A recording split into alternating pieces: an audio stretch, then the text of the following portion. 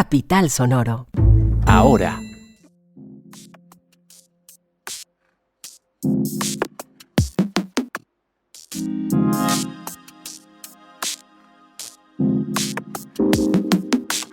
Continúa la discusión entre la Alcaldía y el Ministerio de Justicia por el tema del hacinamiento en las cárceles de la ciudad. ¿Cuáles son las condiciones actuales de la población carcelaria? Publican estudio más reciente sobre accidentalidad en Bogotá. ¿Cuáles son las cifras? Arranca la Feria Popular del Libro. ¿Cuál es la programación de este evento que estará durante 15 días en la ciudad? Ahora, un podcast.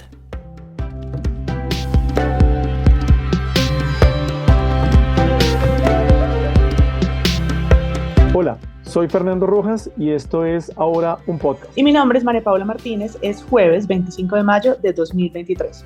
Y el dato del día está relacionado con nuestro especial de hoy, sobre violencia sexual, a propósito del Día Nacional por la Dignidad de las Mujeres Víctimas de Violencia Sexual en el marco del conflicto armado interno. El programa se enfocó en violencia sexual en general y tuvimos a 3 invitadas que nos ayudaron a entender mejor el tema. La periodista que estuvo detrás de la investigación fue Melissa Guevara. Hola Melissa, coméntenos por favor cómo vio el panorama y cuál es el dato del día. MP, ¿qué más? Y un saludo para todos los que nos están escuchando. Pues el dato del día es que en Bogotá, casi que en estos últimos 3 años, 2020, 2021 y 2022, los casos de violencia sexual van en aumento. En 2020 se registraron 4.041 casos de violencia sexual, en 2021 la cifra aumentó a 4.852 y en 2022 la cifra siguió subiendo a 5.862. Estos son datos de la Policía Nacional y sin embargo los datos de la Secretaría de la Mujer están casi que 1.000 casos por debajo, pero de todas formas sigue en aumento.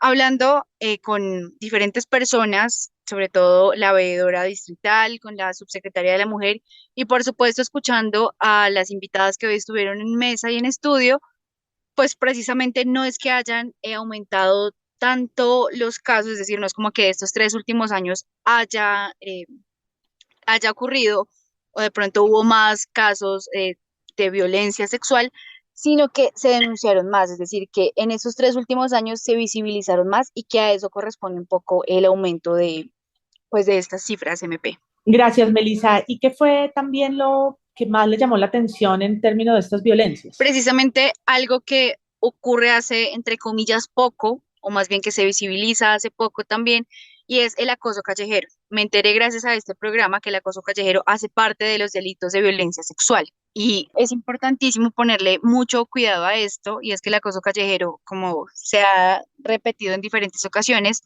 la veeduría estatal mencionó que de 7 de cada 10 mujeres se sienten acosadas o sienten miedo de ser acosadas en el espacio público.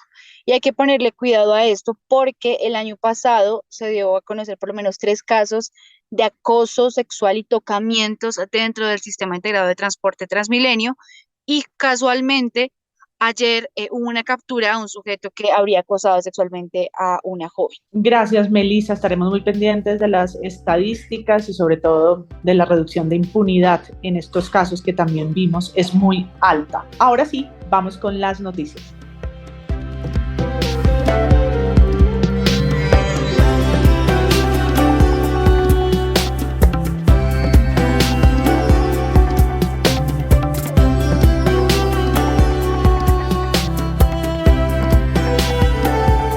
Continúa la discusión entre la Alcaldía de Bogotá y el Ministerio de Justicia sobre el hacinamiento en las cárceles de Bogotá, especialmente en la SURI y estaciones de policía.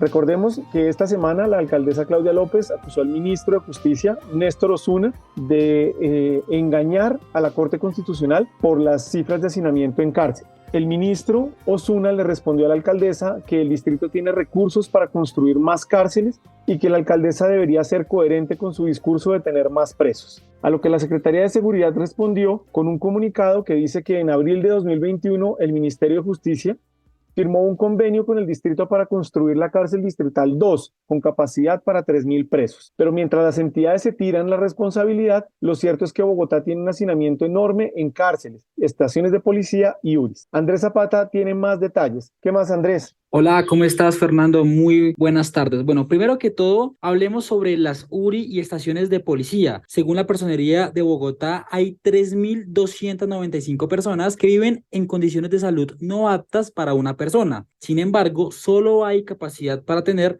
a 1.227 personas privadas de la libertad en estaciones de policía o URI, lo que esto equivale a que hay 268,54% de hacinamiento en estos lugares. Y si hablamos en temas de cárceles, el último reporte del INPEC del mes de abril señala que Bogotá cuenta con una capacidad para tener en prisión a 10.379 personas privadas de la libertad.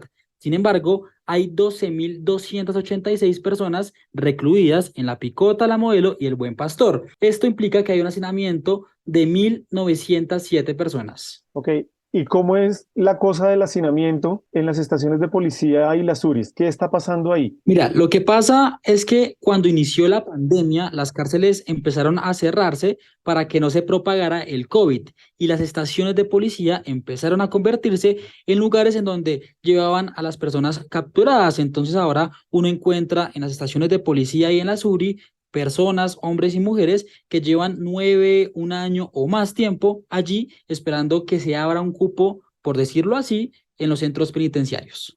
Entonces, ¿en qué quedan los presos? Primero, en que deben vivir más de 6 personas en una misma celda. Incluso en abril, varias entidades que visitaron las estaciones de policía aquí en Bogotá encontraron a 18 personas que estaban detenidas en lo que era un chute de basura en la estación de Engativá.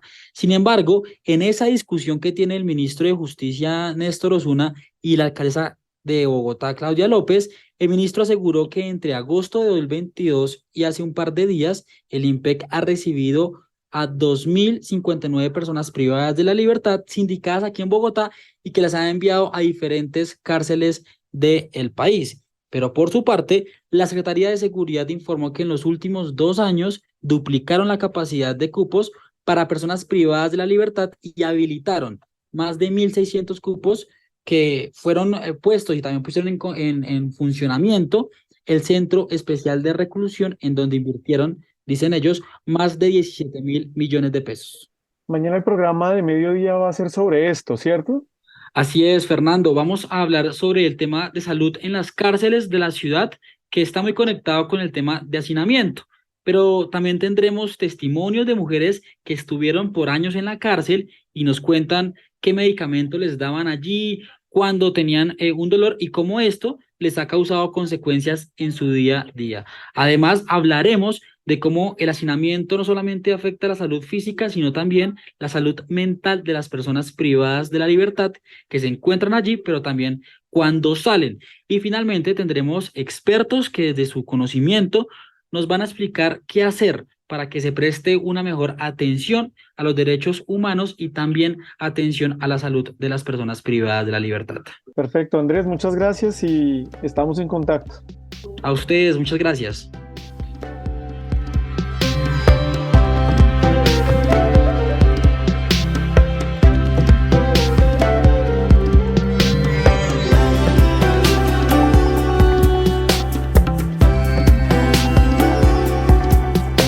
Y la Secretaría de Movilidad, en conjunto con la iniciativa Bloomberg para la seguridad vial, presentaron el más reciente estudio de los mayores riesgos viales. El estudio lo hicieron con la Universidad Johns Hopkins y Esteban Bejarano, nuestro periodista de movilidad, tiene más detalles. Hola Esteban, ¿qué datos arrojó este estudio? Hola María Paula, buenas tardes, qué gusto estar aquí en Ahora un Podcast. Bueno, cifras preocupantes. Según el estudio que fue realizado entre noviembre del 2015 y octubre del 2022, arrojó que el 39% de los conductores en la ciudad exceden los límites de velocidad. Este porcentaje dobla el valor medido en el último registro, que fue antes de la pandemia, en enero de 2019. En esta fecha, la proporción de conductores que sobrepasaba el límite establecido era del 20%.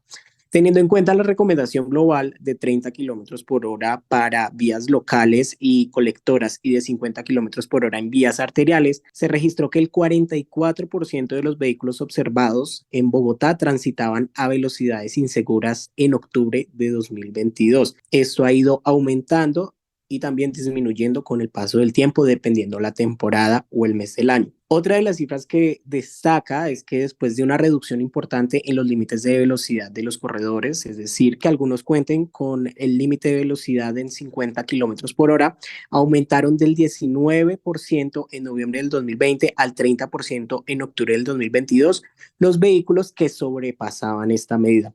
Y en cuanto a seguridad vial, el uso del cinturón de seguridad entre los ocupantes mayores de 12 años aumentó del 74% en octubre del 2015 al 80% en noviembre del 2020. En cuanto a las personas que manejan los vehículos y utilizan el cinturón de seguridad, se encuentran en un 80%. Y Esteban, ¿cuál es el actor vial que más excede los límites de velocidad? ¿Tendremos ese dato?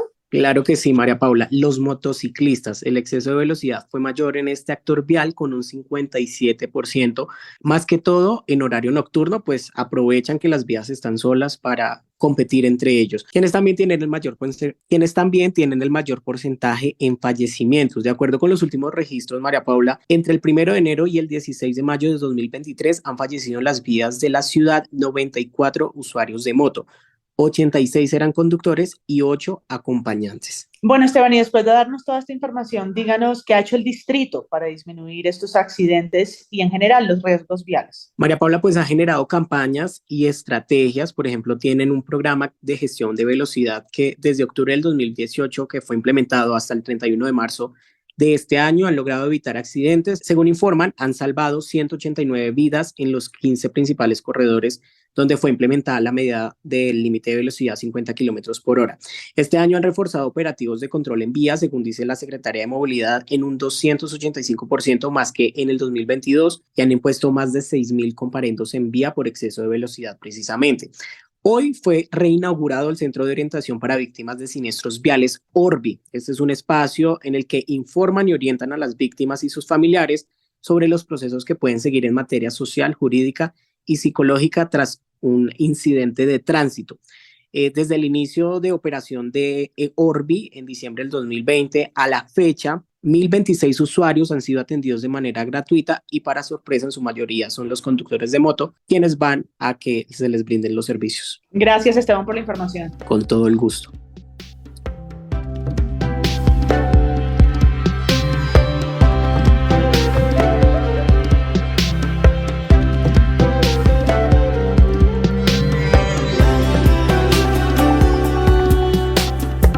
Y arranca la Feria Popular del Libro, una feria que tiene casi 100 años de vida, que se organiza en conjunto entre la Secretaría de Cultura y de Artes y la Red de Bibliotecas Públicas de la ciudad. Carol Velázquez, nuestra periodista cultural, tiene más información. Hola Carol, cuéntanos qué trae esta feria y cuál es la principal diferencia con la Feria del Libro organizada hace tan solo unas semanas. Hola Fernando, ¿cómo estás? Para mí es un gusto estar aquí en Ahora un Podcast y bueno, quiero contarles un poquito de historia porque pues la Feria Popular del Libro de Bogotá se realiza desde 1936 y digamos que su fin siempre ha sido acercar la literatura a la ciudadanía como de la calle y que no sea algo como tan exclusivo de quizás como una clase social más alta.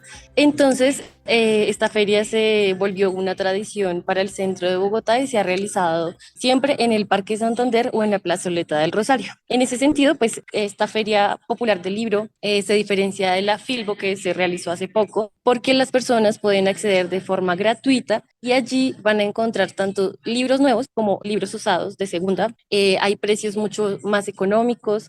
También encuentran como trueques dentro de las mismas librerías que asisten. Los libreros que asisten allí son principalmente de librerías del centro de la ciudad y también van a poder disfrutar de diversas actividades que pues, ofrece el sector cultural de esta parte de Bogotá.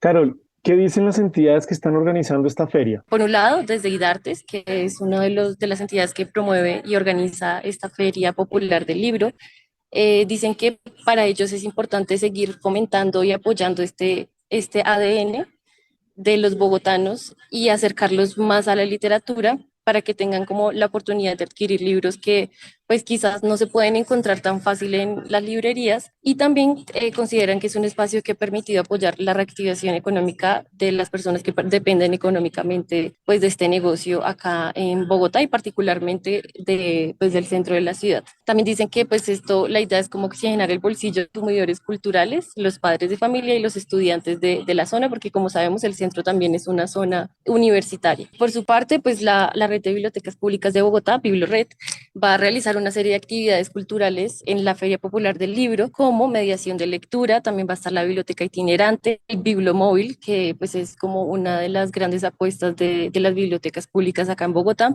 Y el último día de la feria, que es el 10 de junio, se va a hacer la inauguración de una estrategia de bibliotecas personales, y también va a haber, como ya lo mencioné, trueque de libros y la intervención musical de un colectivo que se llama Lado Sur. Buenísimo. Entonces, ¿dónde y cuándo tendrá lugar esta feria? Bueno, esta feria va a durar 2 semanas y empieza este 27 de mayo e irá hasta el 10 de junio en la plazoleta del Rosario. Y allí encontrarán los stands de distintas librerías de Bogotá desde las 8 de la mañana hasta las 7 de la noche durante 15 días, incluyendo domingos y festivos. Bueno, pues allá estaremos, Carol. Muchas gracias. Gracias a ti, Fernando, y bueno, la invitación es a que pues se acerquen y pues le echen una ojeadita a toda la oferta literaria que van a encontrar allí. Quizás encuentren un tesoro muy, muy grande. Chao.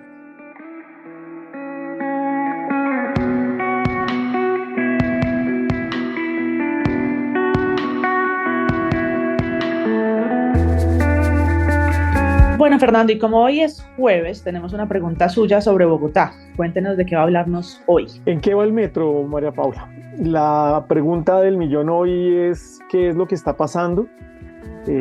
Justo hoy se reunió la comisión de seguimiento a la construcción de la primera línea del metro, porque el consorcio chino nada que entrega los estudios.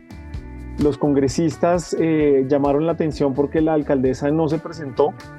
Estuvo presente el gerente del metro, pero no es claro finalmente cuándo van a cumplir con los requisitos que faltan y que se pueda arrancar oficialmente la construcción. Según la información que entregaron, el conjunto de lo que el consorcio chino debería entregar para tener visto bueno son 315 entregables de los estudios de diseño de ingeniería de detalle. En este momento 168 ya están listos, 23 están en revisión de la interventoría, que es quien está haciendo la revisión de que se cumpla con todo lo pactado, y 124 están en ajustes del consorcio. Si bien los chinos dicen que esto no afecta a la construcción del metro, lo que sí es claro es que esto sí retrasa el inicio de las obras, con lo cual ya no estarían a finales de 2027, sino que pueden ya estar empezando el 2028 para la terminación de esas obras si se hace finalmente elevado como estaba proyectado en el contrato. Y Fernando, una cosa que no me queda clara todavía es que hace nada se dieron a conocer los requisitos para la contratación ya de la segunda línea, y esta administración termina su gestión a final de este año. ¿Es posible que alcance a dejar contratada esa segunda línea? ¿Estamos imaginando un escenario utópico? Pues la administración está corriendo a toda marcha para lograr cerrar ese proceso, teniendo en cuenta que esta segunda línea es el legado de infraestructura más grande que dejaría la alcaldesa Claudia López, y tiene una ventaja, es que su construcción puede ir en paralelo con lo que se está haciendo en la primera línea porque no se cruzan. Entonces pues hay una apuesta grande de la alcaldesa. Al parecer el gobierno nacional le ha dado el apoyo, le ha dado el visto bueno, y pues están tratando de correr para darle esa noticia importante a Bogotá de que arranque la construcción de la segunda línea. Tal vez antes de que arranque la construcción de la primera, pero sigue siendo una buena noticia. Gracias, Fernando. Estaremos atentos de esta historia larga que ha sido el metro. Bueno, y no se vayan sin las siguientes noticias.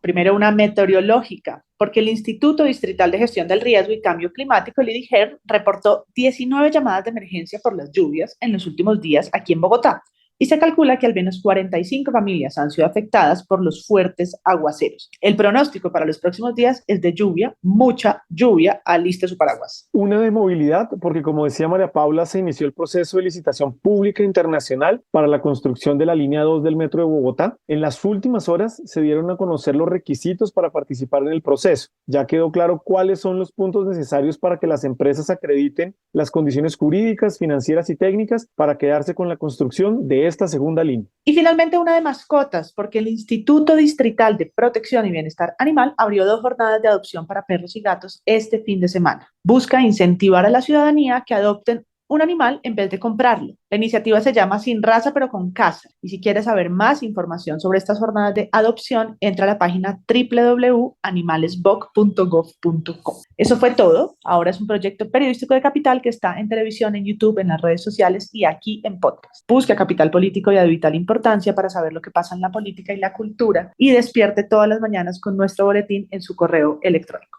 Este podcast es producido por Andrés Villamil. La escritura está a cargo de Santiago de Narváez y Juan Pablo Conto, y la edición a cargo de Cian Bernardo González. La dirección de los periodistas del sistema ahora está a cargo de Andrés Páramo, la de Capital Sonoro a cargo de Santiago Rivas y la del sistema informativo ahora a cargo de María Paula Martínez. Google dice que mañana viernes habrá 75% de posibilidades de lluvia y que la temperatura estará entre los 9 y los 17 grados. Así que definitivamente saque su paraguas. Y con nosotros no termina el día sin información. Búsquenos en todas las plataformas de podcast y compártanlo.